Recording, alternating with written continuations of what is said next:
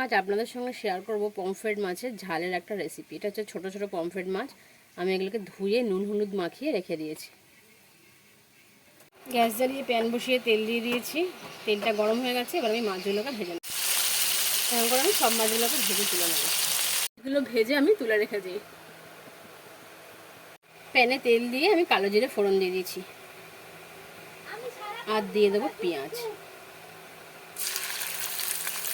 পেঁয়াজ আমি এটাকে চপ করে নিয়েছি, চপের সাহায্যে এটাকে আমি দিয়ে দিলাম, এটা ভাজবো। পেঁয়াজটা ভাজা ভাজা হয়ে গেছে, এবার আমি এতে লঙ্কা আর হলুদটা দিয়ে দিলাম। লঙ্কা হলুদটা দিয়ে একটু মিশিয়ে নেব।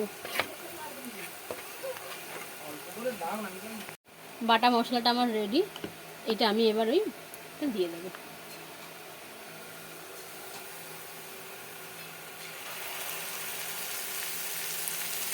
মিক্সি বাটিটা ধুয়ে ভালো করে এটা দিয়ে দেবো। প্রয়োজন মতো নুন। ভেজে রাখা মাছগুলোকে আমি এটা দিয়ে দেবো।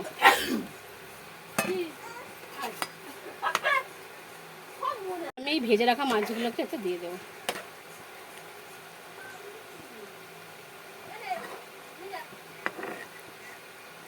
মাছের ঝাল আমার রেডি। ছোট ছোট পমফ্রেট মাছের ঝাল আমার রেডি।